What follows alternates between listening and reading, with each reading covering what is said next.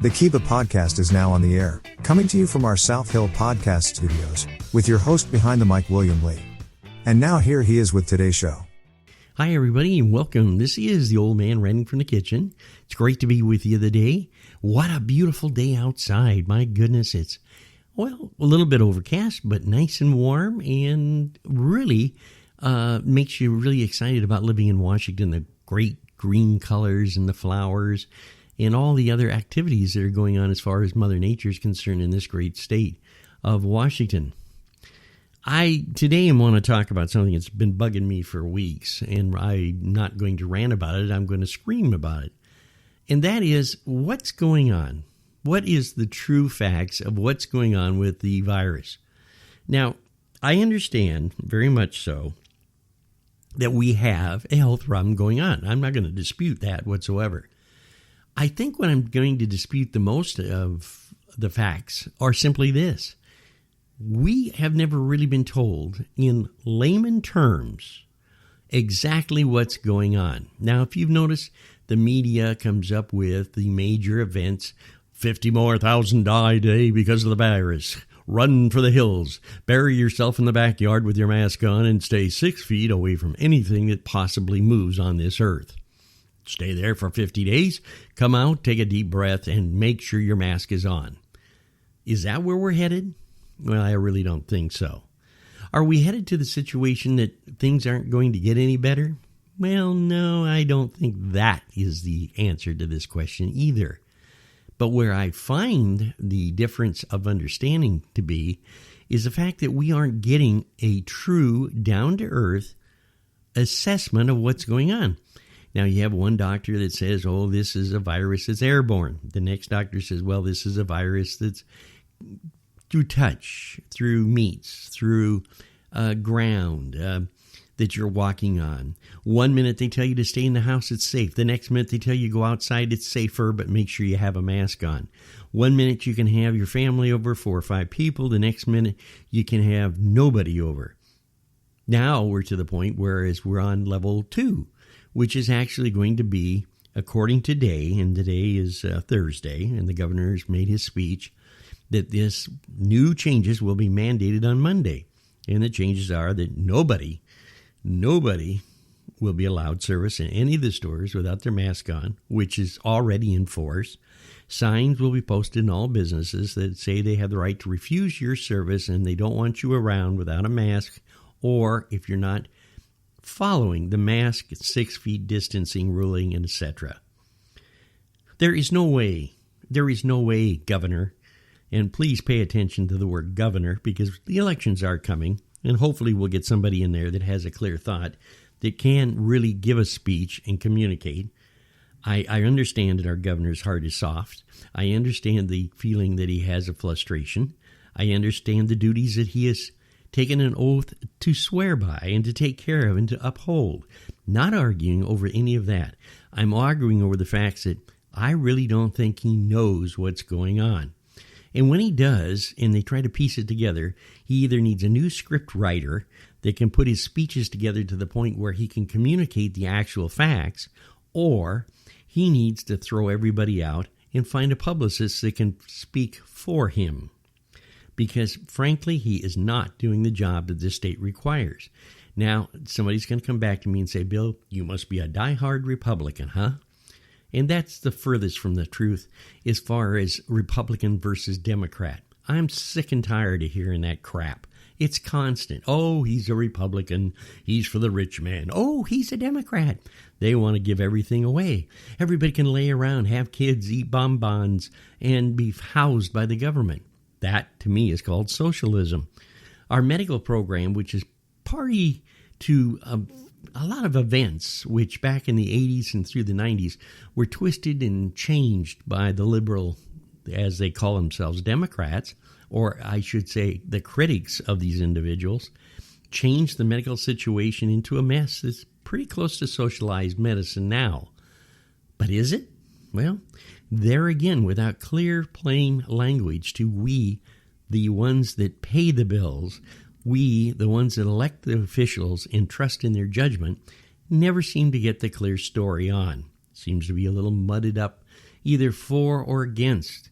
It seems to be an issue mainly during election time, or it seems to be something that blows back in the wind every time something of major consequences hits our area. If it isn't, we're out of money because we haven't paid enough taxes.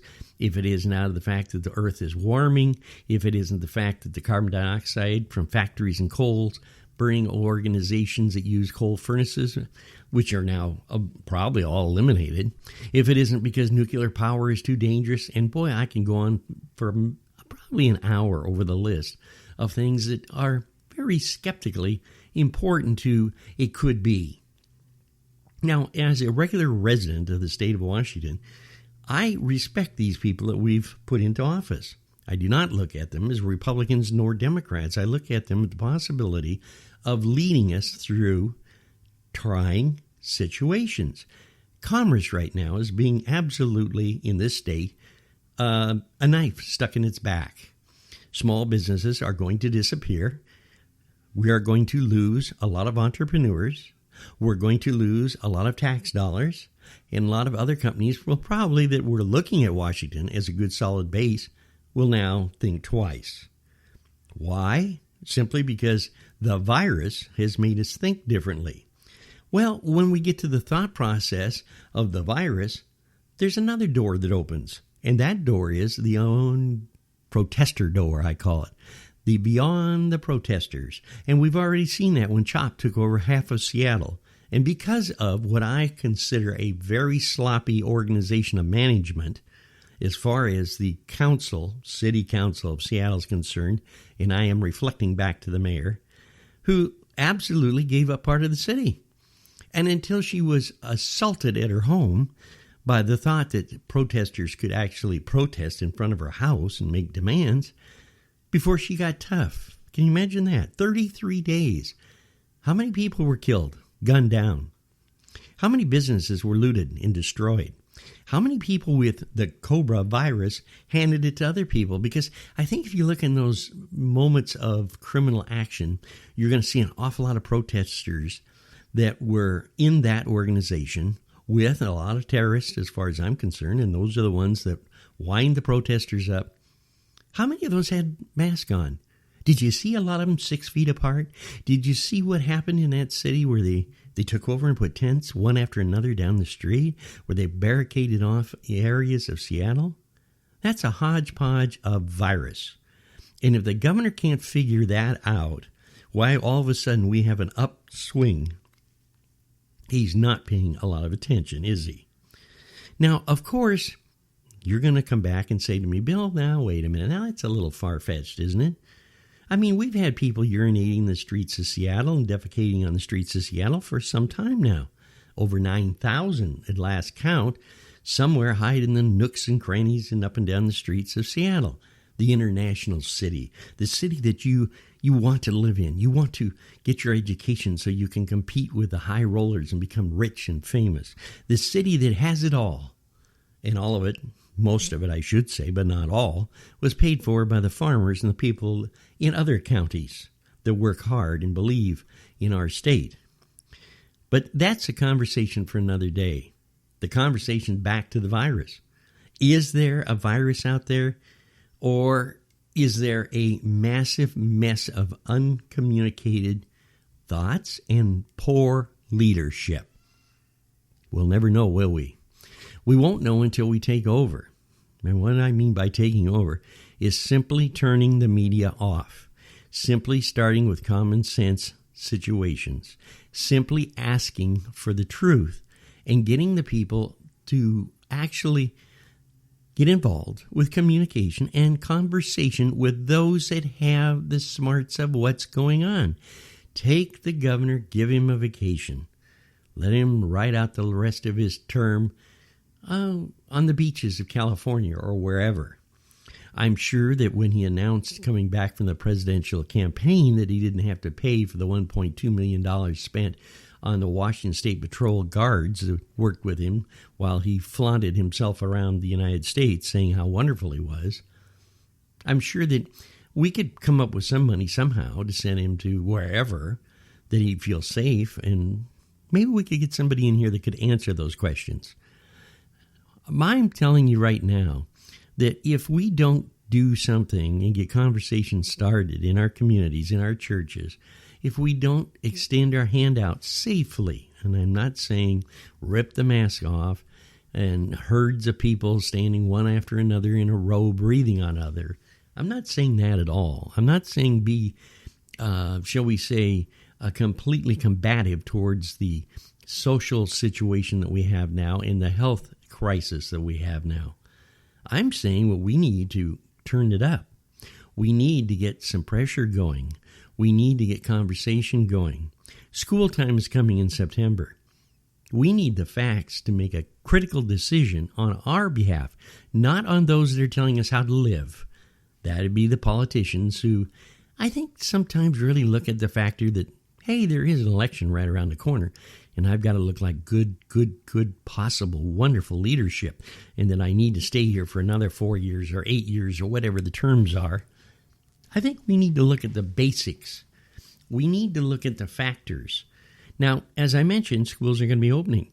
If there is a way of controlling the disease, the virus, safely for the students of the schools in our communities, then we parents should be brought up on what's going on. Not news flashes. Oh, my God, the teachers union says we can't do this, or the CDC says we can't do this, or the students say that they want to go back to school, but they can't. All that negative media garbage needs to be cleaned off, and we need to come back to good, sound thinking. The thoughts of how to make this work. You see, because the more we leave our kids on the streets, and that's what we're doing, the more we leave them in the backyards and protected, which was what we should be doing, the more that we force this encampment decision without actually bringing the kids on board as a part of what's going on and helping them understand what the disease is about, why we're doing what we're doing, and getting their objectivity. Oh, I know people saying, well, you can't get objectivity from a 13 or 14 or 12-year-old kid. Well, I hate to tell you this, gang, but I've even seen 5-year-olds that are pretty doggone smart when it comes to computers and phones. You know, it used to be a standard joke. Well, you can't figure out, Grandpa, how to make that tablet work?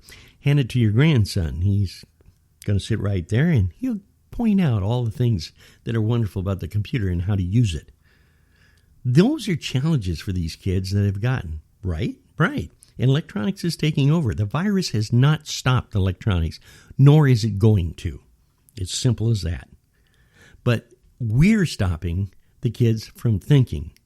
It scares me to death when I sit down with a young man or a young little lady who looks at you and says that they don't want to go outside anymore because they're scared they're going to get the flu and die.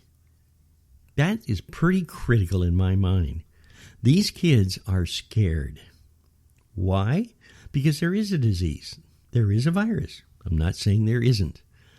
But they don't know what's going on. They don't understand this. They are being completely iced out, protected, and not listened to. And when you do that, and then you take the education, the socialization away from them, and you take the challenges of being a good citizen, the challenges of enjoying childhood away from them, and hide them, lock them into a root cellar somewhere until the big daddy of whatever disease goes away, you're crippling those kids, because when this is over with, how many of them are going to, shall we say, not have a good education? And let's look back for just a minute, back into March, April, and May. Look at the figures of how many kids did not get an education. Oh, wait a minute, Bill. We sent them home with tablets. We sent them home with electronic devices. You're wrong, Bill. Teachers called and checked on them. Well, if you believe that the educational system was unflawed and perfect, I have a wonderful bridge up for sale. It's very well built, by the way. And it runs from, I think they call it the Narrows Bridge. And I'd like to give you a wholesale deal, a one-time opportunity to buy it. Because I'm telling you right now, they did not get the education. The educators and good teachers worked hard, but the system is flawed. Can it be repaired before September? I don't know. Can the teachers be reassigned? Can we cut the budgets